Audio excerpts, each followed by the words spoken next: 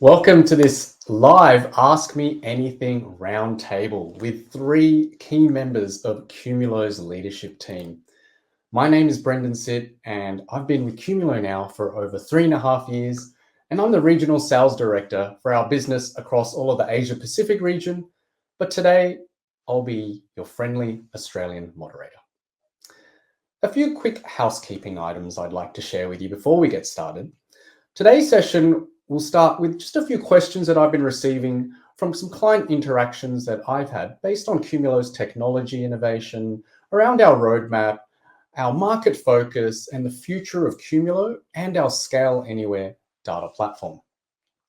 After this, I'd like to turn to you, our audience, to give you the opportunity to ask any of our leaders a question that I may not have covered and you're curious about. For this to run smoothly, I would ask for your help to please refrain from commenting in the chat window and just use that interface to ask your questions so that I can see those come in later in the session, and I'll pick some of those on your behalf and ask those. Thank you. Now let's turn our attention to our leadership team, right? First off, I'd like to welcome to the stage Qumulo's new CEO, Douglas Gourlay. As a visionary leader in companies like Arista and Cisco, Doug has spearheaded groundbreaking initiatives that have reshaped our industry. Having started his technology career as a systems engineer, I know that to this very day, Doug still has a deep passion for innovation and is still a bit of a gamer, an avid photographer, and a closet computer nerd. Next, I would like to welcome one of the smartest people I have met, and that is Qumulo's CTO, Kiran Bhageshpur. Kiran has been spearheading our development of cloud-native architecture that can run anywhere and interconnect data from around the globe. And finally, let's welcome someone who needs no introduction if you've been in the storage industry for quite some time, and that is Qumulo's VP of Cloud and Strategic Partnerships, Brandon Whitelaw. Thank you all for joining me today. Let's kick things off with a question. Actually, two questions for you, Doug. You mentioned these in the blog that you wrote on the very first day that you joined Qumulo. For those who didn't get a chance to read this great blog, Doug mentioned that the number one question he received was, why? And then this was closely followed by, so Doug, what are you going to build this time? Yeah. So Doug, let's begin with why Qumulo and why now? All right. That is a good question. Why Qumulo? Kiran's a really good salesperson. I mean, that's it right there. There's the answer. Yeah, sorry. May as well start the webinar off with a burn, right? No, in all seriousness, we're seeing, I think everybody knows this, but there's more data that's likely to be created in the next 3 years than was created in like the entire history of humanity. 90% or more of that data is going to be unstructured, stored as files or objects, and it's outpacing Moore's law. That was interesting. That was like the sort of technical kicker for me, because historically data growth was addressed with increased areal density on disk platters or increased semiconductor transistor density, which resulted in larger SSDs. And so your data centers stayed the same size, your data sets could grow, doubling every 2 years, and you didn't have to worry. But now the world's changed, and we're seeing data growth significantly outpace transistor density growth. And the result is massive total addressable market growth, right? So just like big compounding problem. And this data gravity problem, so much data getting created in so many different places all around the world by so many disparate systems. It's almost, Kiran and I were using the term the data singularity the other day. It's like this black hole of data, just more and more data, more gravity, more compression, and then literally the black hole gets created that sucks in light. Now, I don't want the data to become a black hole, but if you end up with petabytes, hundreds of petabytes, an exabyte of data, great. Then how do you do something with it? How do you process it, index it? How do you get it to the systems that can actually then utilize it? And those systems become geographically distributed. Now, the other side of the singularity construct, besides the physics one, is the Kurzweil one around AI and computer systems getting smarter and smarter, and then models training models, which we're beginning to also see, which not only creates more data, it requires the consumption of more data. And it's getting data from all of these places that it's created back to the systems that can process it, infer from it, utilize it, create context, reasoning, in something useful out of it, and then play that back out to the system of record for client engagement, for a chatbot, for the artificial me that's probably logged in somewhere right now in a deep fake. So you look at all of that and you're like, okay, I've got a global data problem, a massive amount of creation. I have to get that created data to disparate places. I have to store it, curate it, save it, make it durable. I have to replicate it and archive it. I have to then utilize it efficiently. And one of the big answers that comes out is I therefore have to have my data being capable of being utilized in the public cloud. Because as we talked about, we're seeing massive growth in data and it's outstripping. So you have to build either larger data centers with more stuff in it than you've ever had to build before. That's a challenge, especially in a power constrained world. Or I'm going to move it up to and utilize, hopefully efficiently, utilize it in the public cloud space. And when I looked at Qumulo, what I saw was a company that had this sort of trifecta of three core technologies that combined address this very significant challenge. And the first is the ability to run anywhere, on x86, on ARM, on multi-vendor hardware, a true abstraction of hardware from software. And being able to run as an RPM in a customer's custom Linux build that is their hardened and secure verified version, that they don't have to build a separate system for patch management and vulnerability management. They don't have to go measure a disparate attack surface. It literally is part of their same. If they have a hardware attested, TPM measured, trusted boot system, and then they have a secure build with the entire attack surface, controlled through eBPF and whatever sort of micro segmentation model they have, and then they have all of their hardware specified, we can run it. Mm-hmm. No one else can say that. And then you look at the next step and say, I have to be able to integrate with my data that's in the public cloud and my data that's on premises. And in that scenario, the cloud native implementation of Qumulo that can run on Amazon, the SaaS implementation that's running on Azure today, allows the customer freedom of choice and portability of their data, effectively allowing them to have the same economics for data on premises as they have on data in the cloud. Now, recognize when you look at the total cost of ownership of data that's in the cloud, it's a very simple fixed price based on utilization. Mm-hmm. Off you go. When you look at data in the on-premises environment, it's hardware capitalized over a period plus facilities cost, which also is capitalized over a different period, plus energy costs, which are in some markets skyrocketing and other markets flatter, depending on energy source. Huge compounding challenge. And I'm just on a rant now. But then you've got the global namespace construct, where I use this movie analogy, which is kind of a wild, weird film, but it's everything everywhere all at once. And it's kind of what people want. I want all of my data everywhere, instantaneously, when I want it. I don't want to have to wait for it. And when you combine those three, do I want to use the cloud as a backup target? Do I want to use intelligent tiering within AWS S3?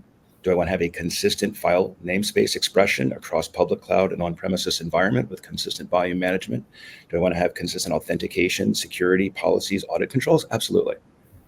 And no one else can deliver that today. So yeah, that's what inspired me about Qumulo. And the last piece I'll leave with is I looked at something that was really annoying me. Since the 1990s, we were talking about network attached storage. And I'm a bit of a systems person, at least, I still like to build my own home PCs occasionally and, see if I can get my GPU in there and play a game now and then. You were correct on that. Thanks for the burn there on me at the beginning. But I want to move from network attached storage from the 1990s to network aware and network integrated storage in the 2020s. Because I haven't had a customer yet tell me they didn't want their systems to work better together. Not only the material integration of run anywhere, but then how do you build effective linkages to the network systems that you connect to utilize them more efficiently and to interact in a way so that routine day-to-day operations, such as a software lifecycle management upgrade on one side or the other, is non-disruptive. So that quality of service policies, especially in a global namespace environment where we now need to integrate and transfer data across the wide area, in a cloud environment where you need to move from an on-premises environment and replicate to cloud, there is significant information and detail that we have about the data that's being transmitted that can be applied to how the network intelligently forwards that data to create a significant interlock between the two historically completely abstracted and disparate systems without changing, frankly, without going back and having to modify each side independently or, do massive upgrades. It's like today's systems can work together far better than they ever have before. I've yet to have a customer tell me, yeah, that's a stupid idea. I don't want my systems to work better together. I don't want a network upgrade to non-disrupt, to be completely non-disruptive to my storage environment, or vice versa. So yeah, that's what attracted me. Now, next question to someone, please. Pick one. Yeah, Kiran must have done a great job selling it to you, because you hit a lot of great points there, right? Things like run anywhere we've talked about before. We've seen that talked about over the past few months at Qumulo. We're talking about it here in the Asia Pacific region. But let's just double click on run anywhere. I mean, you talked about a couple of points, but we'll start with run anywhere. Look, what's the real big deal here? Because some customers that I speak to are still happy to deploy storage appliances and they like one throat to choke, right? But to some, software-defined storage seems, like it's more trouble than it's worth. Yeah. So can you share why, customers really should start to care about this? And if you don't want to take this, Doug, maybe Kiran can. Yeah, let me take that one, because I'll tell you what got me to Qumulo 2.5 years ago was pretty much some of these capabilities, right? Let's talk about Run Anywhere. The beauty of what we have done by that complete abstraction of software from hardware is we give customers two things that they want. Number one, flexibility of the underlying platform. And you are right, it doesn't matter to everyone, but it matters to the biggest of our customers. One of the CIOs that I talked to very early on said, hey, we are in 32 different data centers across a whole number of countries, and really shipping appliances from the US to someplace else, or worse still, from someplace in Asia where it is built to the US to be reassembled and shipped back to the other place is just time consuming, elongates time, expensive, with sort of tariffs and taxes on both ways. What I want to do is buy the right platform for the right geography and run your software there. That's something that we can do. And I can tell you it's the largest of customers that are most excited about that particular capability. You're right in the sense that for many customers at the smaller scale, they go, whoa, whoa, whoa. I like the idea of having a single throat to choke, a single appliance where you take care of everything and I don't have to worry about that. Mm-hmm. The good news with Qumulo is you get the best of both worlds, because we take first call with all of our software and all of our customers, independent of the platform that it is running on. So you get both best of both worlds, the customer experience and feel of a appliance-based solution with the flexibility of being able to pick and choose your storage server hardware depending upon the geography, and it all works together. Kiran, let me just throw a thought out as well. Is I think there's this sort of law of unintended consequences that needs to be addressed in this, which is the appliance model sounds great until you back up and again look at it from a systems perspective and go, okay, so it's one throat to choke, but now I have one vendor for hardware, one vendor for hardware on my compute, a different vendor for hardware on storage, a different vendor for hardware on network. Oftentimes each have discrete appliances. They all want to have their own appliances. And now when you back up and look at it in the macro, you're going, I have yet another vendor's vulnerabilities to track, patch management to deal with, upgrade software cycle to track on upgrade. They have to integrate back to my CMDB and ServiceNow systems. And that integration cost and management cost is profound, right? And I had one customer tell me in another lifetime, they said, we have 140,000 devices with 500 different operating system versions on it. How are we supposed to manage this? And we can't afford the downtime to do it. And one throat to choke sometimes means that, I'm making my life better at the expense of everyone else's around me. Yeah, 100%, Doug. This goes back to a customer, again, a large customer and prospect early on said, our architecture is we have standardized on 3 SKUs of hardware platforms, one for storage, one for compute, and one for networking. There may be a couple of variations within each of these classes, and that is it. And our goal is all of this software, pixie boots of our hardened infrastructure, very controlled attack surface. Because, and then the person said, the reason we do this and we care about this is we are subject to attacks, not just of random sort of sort of criminals across the world, but nation states across the world, because we are a large brand, and we have to take a very strong posture on this. So the only way anything new is getting in is in this construct. And really, that kind of gets me excited because it is completely aligned with what we can Oh, do. Kiran, I was talking to a large bank last weekend, and they said, "Oh, we're happy to get some of your systems in and start qualification. That's usually about a 9-month process." I said, "Okay." So, by the way, we're an RPM, and we can run on Chef, Puppet, Ansible, SaltStack, and use that for deployment through whatever your normal. Oh, wait, you can run as an RPM on our existing hardened Linux build and existing hardware. I go, yeah. They go, okay. The 9 months just became less than 30 days. And that probably right there gives you an idea of the operational impact to a large enterprise of being able to have a run anywhere architecture. And I'll just throw one other thought out, and this isn't to bag on CPU vendors in any capacity, but we're seeing a significant challenge as on the on-premises environment. We talk about this, not only exponential growth or double, at least massive doubling, if not exponential growth of data, depending the industry you're in. You say, I have a 50 megawatt data center footprint, and I'm now going to build a new one? Unlikely. So size, weight, power, consumption, sort of swap factors into a compute system. I have customers saying, can we put Ampere servers with ARM CPUs in to our data center? And in doing that, are we going to see a consistent compute profile, consistent storage profile, but now a reduction by 50%, 60% in power consumption, meaning a doubling of the systems in that data center in the same power footprint? And in that environment, you say again, okay, that sounds very compelling to somebody who is power constrained on a facility and says the time to build a new facility is 2 to 3 years. I haven't started. Maybe I can go to a hosting facility where I'm charged more on power. So if I'm efficient on power in that hosting facility, it's even better. And being able to run on top of those net new systems that someone's looking at putting in while maintaining a safe, consistent storage architecture and data management architecture across the enterprise, even reaching out to the public cloud. I don't know how else it can be solved. By the way, I see it crossing on two interesting planes that you kind of talked about there. One, that power is kind of the new data center, like square footage, like the most important variable is power there.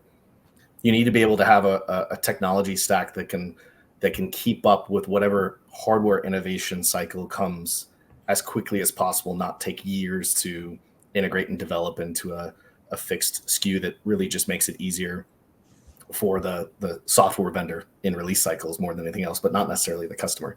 And then the second thing kind of talked about here on Run Anywhere is, look, in every industry, every IT trend, we see kind of thought leaders progressing and kind of pushing the boundaries of the way things have been done. And what we're now seeing is that companies of certain size, as you mentioned, especially in the large banking size, have really adopted a hyperscale architecture on premises. And if you look under the covers within AWS, Azure, et cetera, there's as few SKUs as humanly possible, because there is a cost in both operating supply chain logistics, but also security to having a single extra SKU globally. By the way, to the tune of about $1 billion per SKU to maintain per year at their scale. So it's all about how do you do it on the fewest number of SKUs, the most commonality, and abstract everything into software.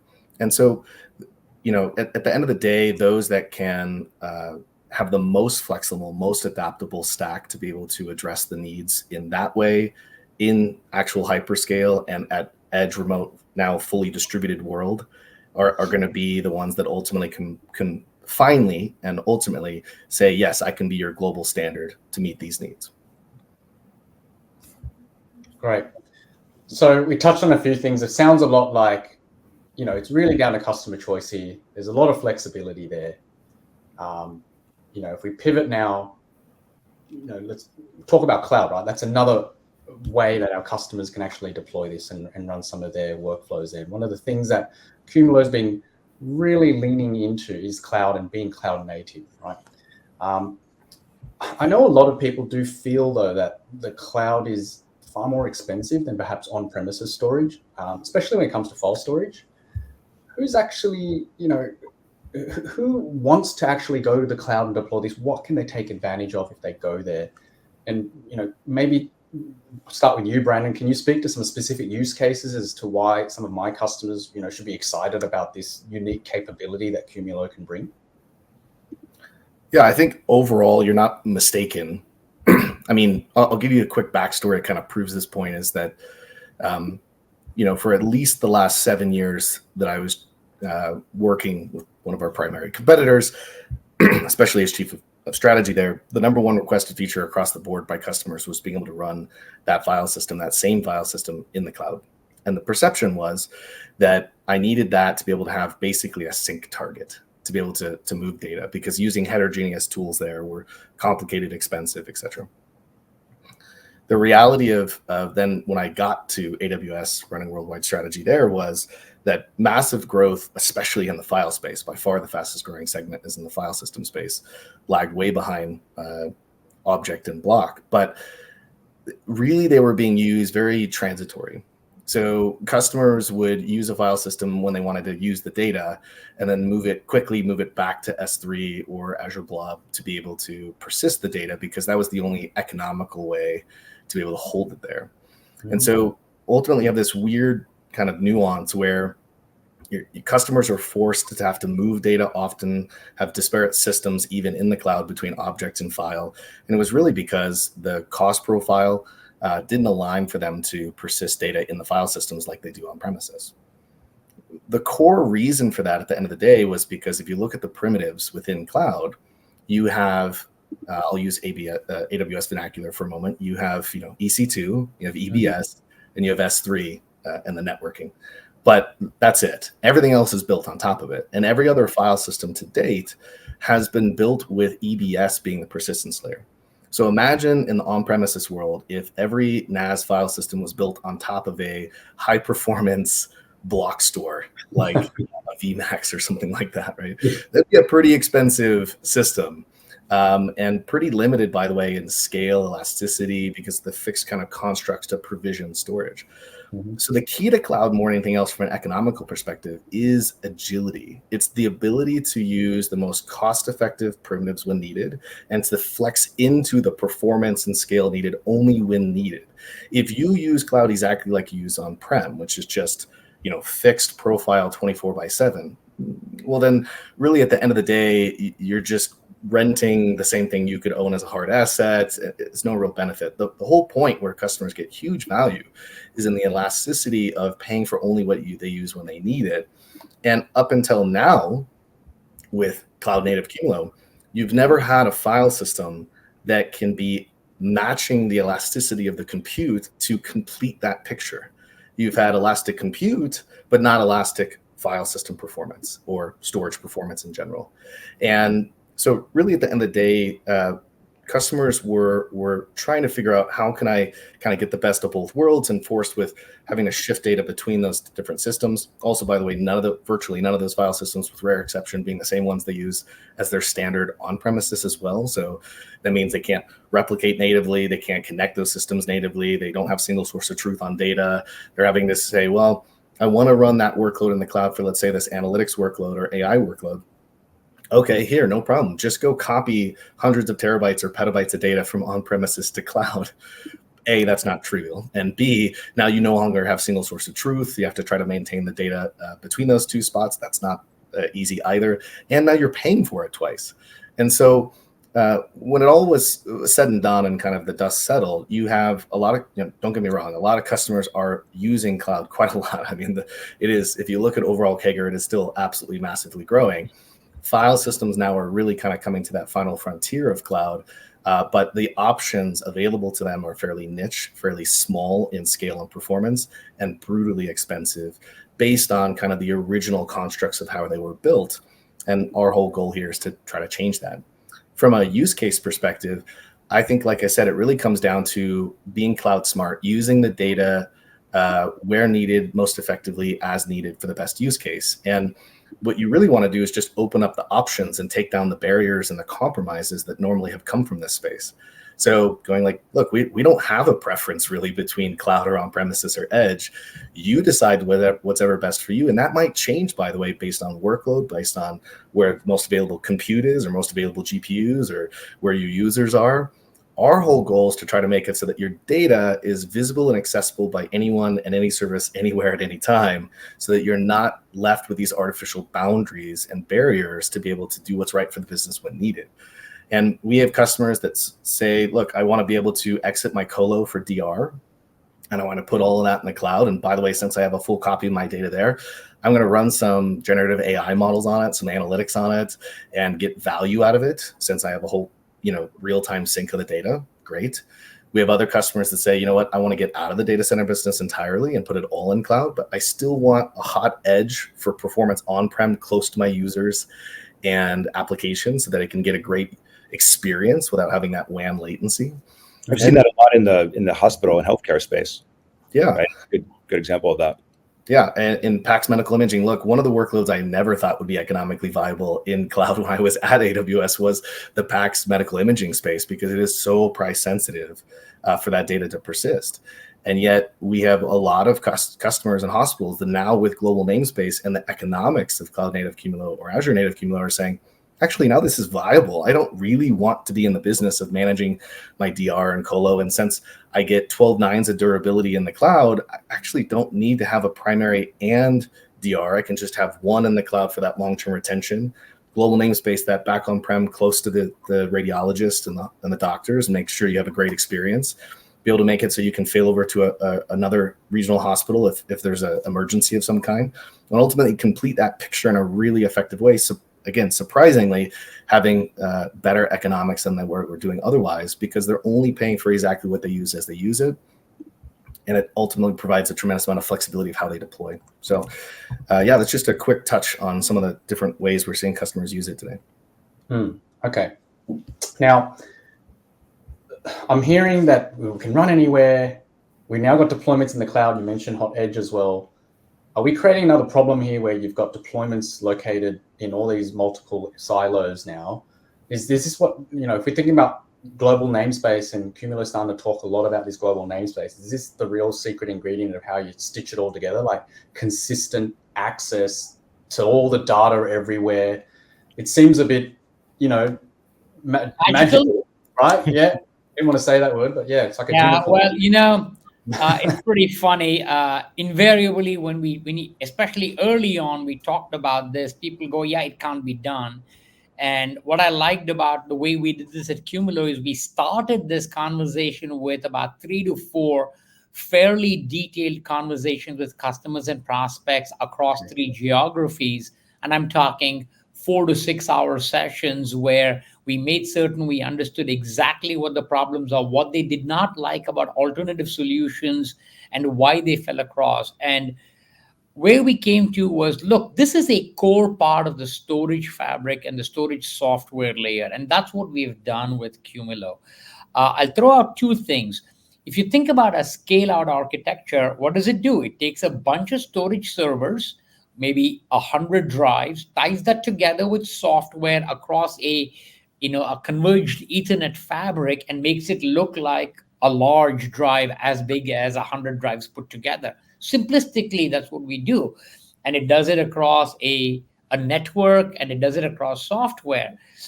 What we have done with Qumulo Global Namespace is taken that construct and expanded that across the wide area network, such that you could have a Qumulo instance on premise, another one in AWS in Australia, and a third one in Azure in US West. And you could access the data on any of these 3 places from any of the other 3 locations, and you can do it consistently. This is not about copying data. It's not about syncing.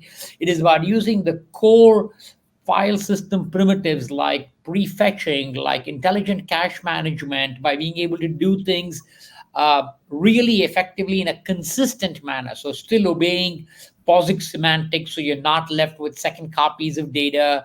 You got to pull the whole file across to be able to read it. No.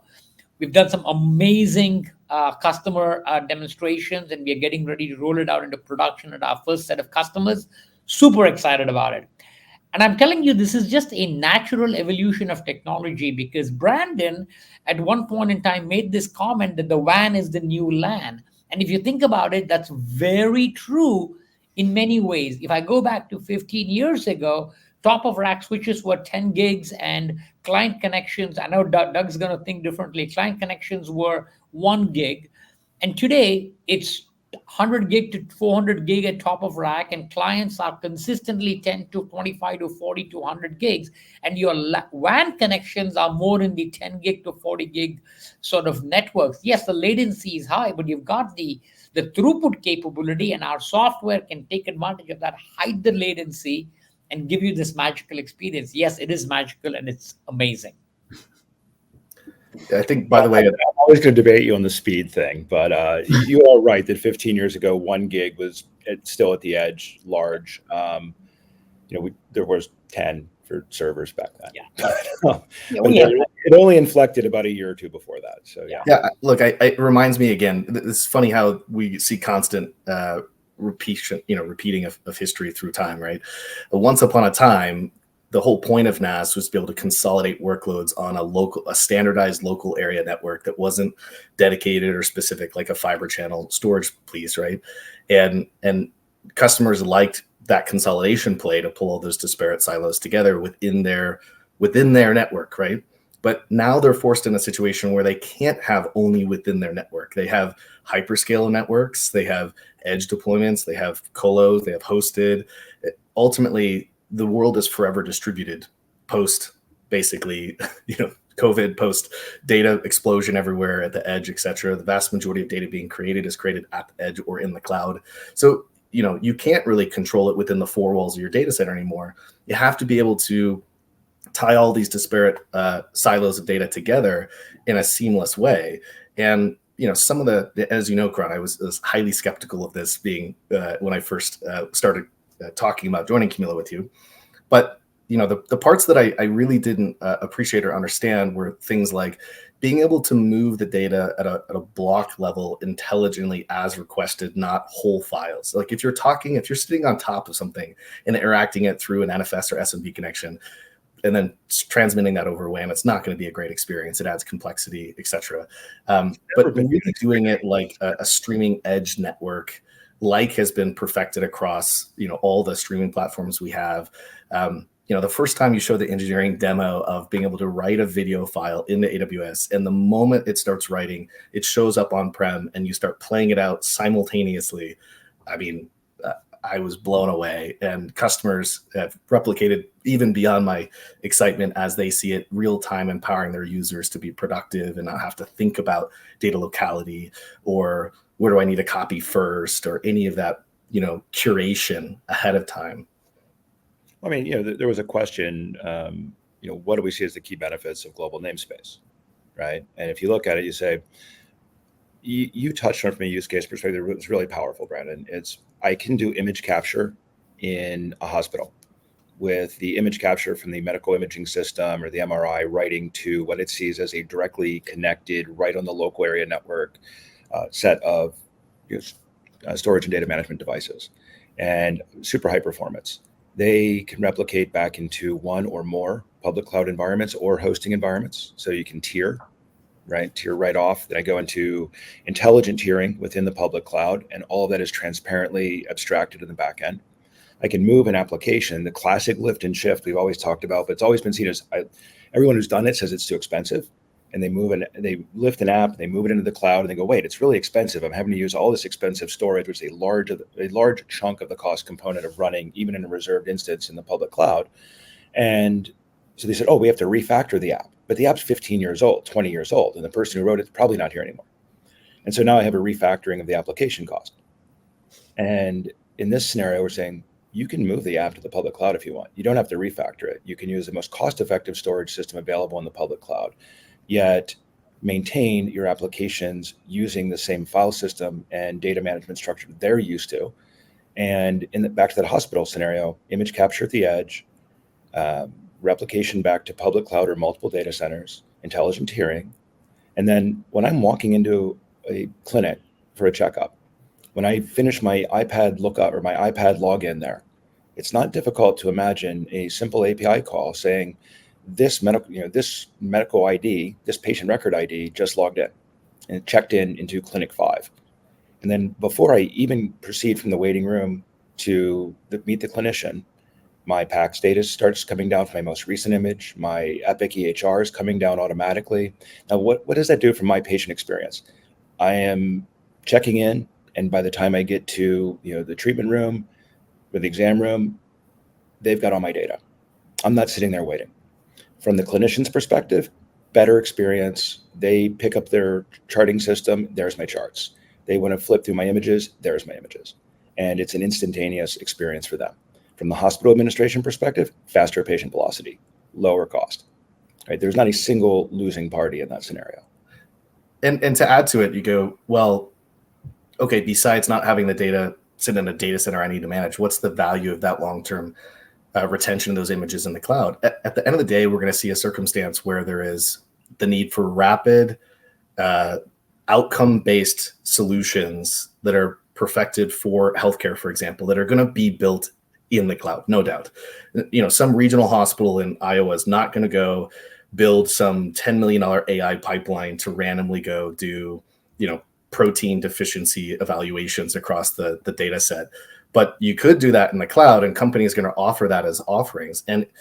And so having that data already there means that I can instantly go and say, great, now I want to go add that capability to this patient because X, Y, and Z changed, have that burst up and run as needed, right when needed, already in proximity and in motion to those services that need to go use it only when needed, because it's going to be a random patient here, then there, and you want to be able to ramp that to as fast as possible without having to wait anymore, and yet still maintain that great user experience on premises. It's really the best of both worlds come together. In fact, you stated something there I want to come back to and direct to Kiran, which was the small hospital in Iowa. Well, there's a kid who lives in Nebraska. Let's not pick. Well, okay, it's fun to pick on Iowa a little bit, but not too much. All right, we were adjacent flyover states, but the idea of applied AI, right? And I was talking to a hospital yesterday who has an on-premises high-performance computing infrastructure they've built for a combination of activities, but one is doing genome sequencing for on-premises, very, very high performance, very quickly for their clientele in a children's hospital. And you talked about proteomics and a lot of, again, further life sciences innovations that are extremely data intensive. And when you think about that, you're right that a mid-sized hospital is probably not going to build their own high-performance supercomputing cluster for proteomics and genomics. At the same time, they may not even have access to building one for image recognition and looking at looking for precancerous cells in pastly shot medical imaging. And so, being able to rerun those against new models is interesting. And the other thing is that the models themselves, my thesis is that a lot of the models are going to become open. And it will be open sourced or freely available or free for consumption. Also, that building your own model is really hard. And that the human capital available for building models is building AI models is largely being consumed by a very, very small number of nation states, financial services industry firms, extremely large tech shops, companies like OpenAI and Microsoft and so on. So Kiran, I'm asking to you, what's your take on, the sort of applied AI space and the ability for that hospital in Iowa to still take advantage of all of the sort of benefits of AI without necessarily giving their data away freely to a model? Yeah. Thanks, Doug. I mean, that is so appropriate. AI is the latest buzzword. You absolutely cannot avoid it. And it's very, very real, right? Our view of the world is couple of things. One, a large number of folks are going to instantiate open source models and or consume AI services out in the cloud. Simple example. Meta released their Llama 3.5, I forget what they call it now, all the way up to 540 billion parameters. But guess which is the single largest hoster of these open source models? It's AWS. That's just, it's a public information knowledge, because that is where you can operationalize these models and build custom workflows around that, as opposed to spending your time training it, which is billions of dollars. So what Qumulo has done is really focused on being able to take the customer data, integrate that with existing sort of AI pipelines and services in the cloud. And by the way, extend the cloud services down to data which lives on premises. I don't want to go sort of ahead of my skis and announce products that we haven't yet talked about, but that's kind of the vision, right? For us is, there are AI services, a vast majority of AI services are going to be available in public clouds across an API. There are public clouds that are going to be the place where you're going to instantiate open source models such that you can build retriever augmented generation pipelines on your data and keeping it out of the public models themselves. Fantastic. The data lives all over the place. How do you get it there? How do you tie it up? How do you go make that a seamless pipeline? And that's kind of our focus. Stay tuned for that. We've already done a few indications of this, and I'd love to make certain we share with our audience the amazing sort of work we have done with Copilot, which automatically integrates that, and you can search in real natural language data that exists on your Azure native Qumulo instance in Azure. You can look to that sort of an architecture and that sort of a use case extending to all AI services, to all data, no matter where you are. Hey, you've got data in AWS, but you want to use an Azure API for AI, that's cool. We can go make that happen. You've got your data on premises, but you want to use an AWS instantiation of Llama 3.5, absolutely not a problem. We're going to go bring that together. That's our focus. That's what Doug really nicely calls applied AI. And that's going to be a sort of set of things you're going to see more and more from us over the next 12 to 18 months as we roll this out. And all the early customer conversation, whether it is with large media companies, with large enterprises, the intelligence community, the banks, the healthcare, they just totally lean into that because nobody's got the time, energy, or wherewithal to build their own models. Okay, great. Those were some great questions. Thanks for moderating as well for me, Doug, asking that question. That's great. I am sensitive to the fact that it is almost a quarter to the top of the hour, and we want to give an opportunity for our audience to ask some of their questions, which I can see coming through. And so right now, maybe it's a good time for me to just transition to a few of these questions. I'll bring them up on the screen and I'll ask it on their behalf. And then if there's time at the end, then I might have another question. Otherwise, we'll wrap this up at the top of the hour. So first of all, I know this question came in a little earlier before, and this is from David Herrick. David wants to know 100 terabytes minimum to move to cloud. Who wants to take that one? I can take that. I can absolutely take that. Look, there is 100 terabytes is the minimum to move to the cloud to our Azure native Qumulo, which is a SaaS offering servicing, because it's typically meant for people with more data, but particularly with cloud native Qumulo, which is right now in private availability with a handful of customers, and that stay tuned for announcements on what's coming out in the next sort of 30 to 45 days. That constraint is not going to exist at all, and you could go have as little or as many at the right price point for you guys. The one thing I'll just kind of caveat that a little bit also on is that if you look at let's see, how much do you get for the equivalent dollars on other file services in AWS? It depending on the service you compare to in Azure, it's somewhere between 15 to 20 terabytes equivalent, and the remaining 80, 85 terabytes is for free effectively. So if we really look at, how much do you get for the dollar, it's a lot less. It's just consider the rest a starting gift from us until you consume per terabyte thereafter. Yeah. Great. Thank you for that. All right. Next one here we've had is also cloud related, and this is from Steve. Steve wants to know, does Qumulo recommend blob over S3? I think this is when Brandon, you were talking about persisting the data instead of on things like the EBS volumes is actually to put it on that object store. Yeah, I mean, well, first, let's just for the sake of clarity, kind of disaggregate the protocol from the storage system. So when talking just about the storage system, AWS has S3, Azure has Blob. Both are fantastic services that are an unbelievable scale, elasticity, durability. Depending on what your cloud preference is, we run on both. So in Azure, we run our persistence layer is directly on Azure Blob at 12 nines in durability, unbelievable elasticity. There's no such, you pay for only what you use it as you use it. On AWS, it's S3. And in both Azure and AWS, we very uniquely support all the tiers of those services. So we have an unbelievably cost-effective cold ANQ that is really, really disruptive to the market on running on Blob cold. We have the hot version as well in Azure. In AWS, we run on S3 standard, S3 infrequent access, S3 GIR, and very especially S3 intelligent tiering, which is really, really differentiated and helps our customers massively with data management and, more importantly, cost reduction. I mean, one thing I'll just point out more than anything else is we're not using S3 or Blob as a tier, an offload, something that kind of stages on and off as needed. It is the persistence layer for all data and metadata. And then we have all of our kind of secret sauce on top of it to obscure away any latency or performance issues that normally come from that. So you're really getting the cost, the scale, the durability, and the elasticity of object, whether you call it S3 or Blob, and the performance, data management, data services, and protocol compatibility, not to have to refactor your applications, of an immensely high-performant enterprise class leading file system. It's really the best of both worlds coming together.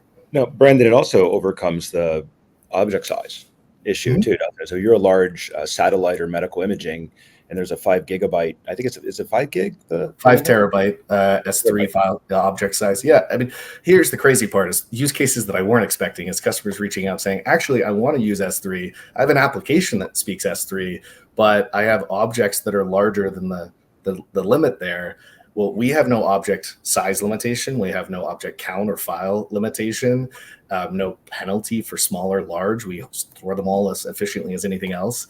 And so actually we have customers that are using our S3 protocol through our file system to store an S3. It sounds weird, but it actually works. And surprisingly, with some of the capabilities we have related to intelligent caching and packaging of objects and data reduction services, we can be as cost effective at or below sometimes S3 standard as a total cost of our package using the other capabilities we have in Stack. So again, it's file at the cost of object with the performance that you need to be able to serve those most mission critical applications. Somebody write that down. That sounded really good. Thanks for that, Bren, and hopefully that's answered your question, Steve.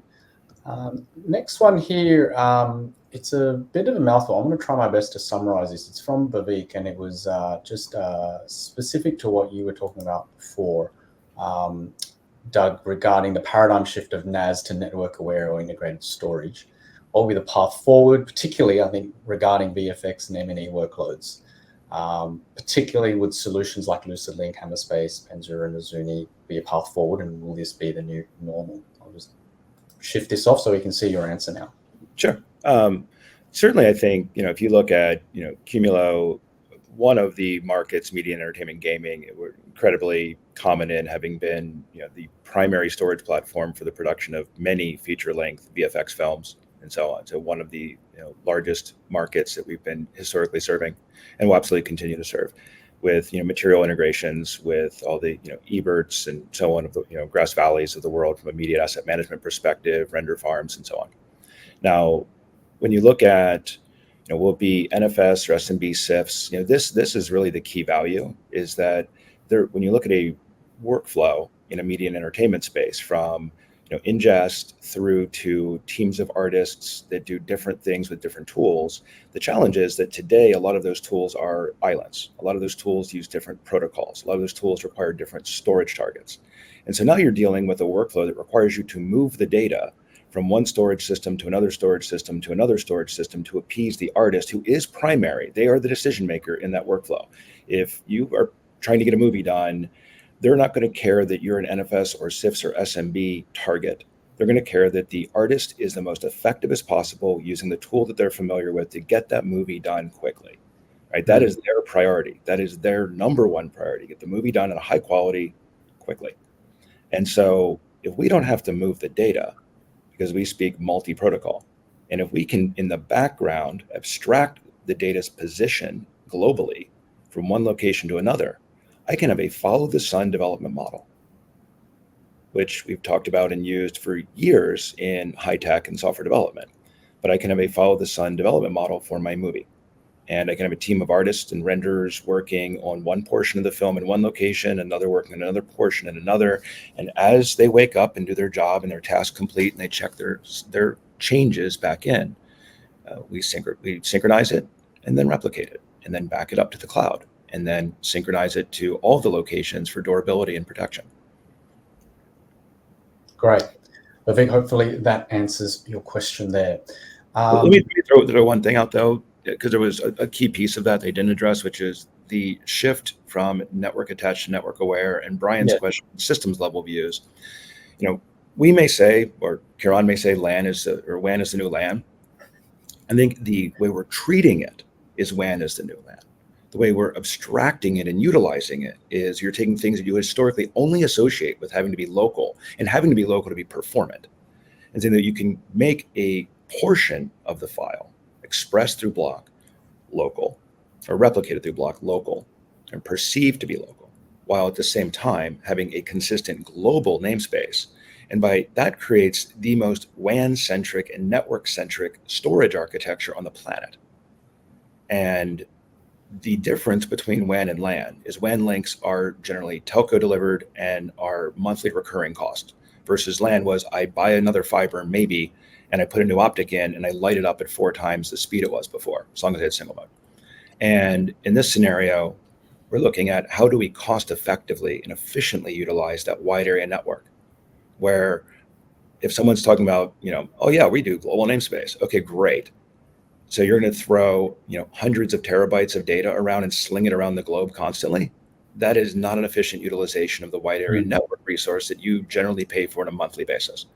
And so being, again, efficient in how we abstract things, how we replicate things, and doing it in a way that integrates seamlessly with adjacent networking equipment, switches, routers, and so on, allows us to prioritize the utilization of those wide area and local area network links, so that we're not the source of congestion, or we're not also, when congestion happens, receiving the back pressure. We're not slowing critical replication jobs that might be necessary for patient care at the expense of something or because somebody was moving something that's less critical. Okay. And I think, by the way, Brandon, in contrast, for a second here, there has been a couple of questions which are interesting, and I want to be a little snarky as I address them. One of them has been about, hey, are you going to support transactional and analytics database to the platform? And I'm going to take the fifth here because I do not want to pre-disclose our strategic roadmap over the next 12 to 18 months. But let me just summarize it for our audience, our customers, and our clients out here is, look, the power of software, which is completely abstracted from the underlying hardware on premises or in the cloud, and completely abstracted from location and distance, provides some amazing opportunities for us. And our goal is really to be a singular platform, going to Douglas's singularity concept, singular platform for our customers and clients for all data everywhere. And I mean all data, not just unstructured data. And that's a holy grail vision for us over the next little while. Stay tuned for that. But right now, our focus is all about the 3 things that Doug talked about, which is global namespace, which ties all Qumulo instances together, the fact that we can run on any platform on premises or in the cloud in the most cost-effective way. Great. We are almost at the top of the hour. We'll try and squeeze 2 more questions from the audience here. And this was asked quite early on from James Bow. It's to do with market expansion. What's the business strategy expanding into the global market? That is China market, for instance. Well, honestly, Brandon, you're probably the best to answer this, as you are the lead for APJ. So why don't you take one, and we'll just redirect back to you for a second. Oh, I like this, putting me on my toes. I'd say globally, Qumulo is in like over 100 different countries now. And we are working in all markets, and throughout the Asia Pacific markets, China is one of those as well. So I'm not going to say we're not doing business in any particular countries. If there's business to be done in China, we're already having active conversations in that Chinese market. So James, feel free to reach out, and definitely we can look at what you're needing help with. Beyond that, I wanted to address a question, which is actually, it's a good one, from Nuno, and it's their plans to improve monitorization identification history-wise. For example, if you've got a large burst of IOPS, maybe even throughput during a time period, they can't see historically what would be guilty for that increase, and openly what contributes in real time, and what are the plans around this? Yeah, I can take that. That's squarely targeted at me. Hey, we do have an amazing new platform that we are aggressively building out called Nexus. And Nexus is a single pane of glass, a global platform for all Qumulo instances everywhere. It's built and based on AWS. And our goal is to absolutely give you historical information. There's no reason for a trailing off of that data. Those are all constraints when you're doing it in a much more hardware constrained world. We will, over the next 6 to 12 months, be in a position where all of your monitoring data in high resolution is available for extended periods of time. And you can go back and say, hey, what happened 3 months ago when I had that big burst? What was it and what caused it? And this is really important, not just from a operational point of view, but also from a data security point of view. And I want to go give my little plug for data security, because data security is holistic. It is about who is accessing data. Are they allowed to access it? When are they accessing it? Are they doing something that they have never done before? It's this broader set of things, and getting all of that monitoring data into our Nexus cloud platform is the precursor to being able to deliver sort of rich analytics and value to you as a customer and client. Yeah, I think key piece to add to Kiran's point here is that data like that needs to be stored in time series. Yeah. Right. So the more that it can be real-time state streamed back to a central collector and then stored in time series and then made available to offboarded adjacent systems, because a lot of customers want to use us for one portion of it and the things we do well, but then we don't want to hold that data hostage. Right. And it's keeping that data available not only for our use, but if there are other systems of record, other SIM systems, Splunk, QRadar, whatever, Logstash that you want to get the data into, very, very welcome to be able to, get the data back, curate it, utilize it, and then make it available to other systems as well, so that the enterprise has, full transparent visibility into these types of situations you identify. Great. Look, we're at the top of the hour now. Unfortunately, I know there's a couple more questions. I encourage you to get in contact with Qumulo for that. So I'm just going to do a quick wrap. I want to thank you all for participating in this Ask Me Anything roundtable with the Qumulo leadership team with me today. I'm sure you all found this session insightful, and hopefully you learned a thing or two as well. Right? For me, I'm particularly excited by the further development and investment around this whole Qumulo global namespace and the large number of industries that this feature, can benefit, like healthcare that we talked about today, especially my customers in the Asia Pacific region, but surely all around the world as well. I think it is truly magical, but as Doug sort of referred to it as, everything, everywhere, all at once, right? So if you're excited to, or even if you're just a bit intrigued about what Qumulo can do to help accelerate some of your workflows in your business, maybe optimize some of the resources that you have, or even unlock new paths to approach that data and access it, and with things like Copilot, I encourage you to just keep an eye out for an email from Qumulo with an easy way for you to find out more information, and maybe even arrange a demonstration of the solution as well. So thanks for coming. Enjoy the rest of your week, and thank you again for your time.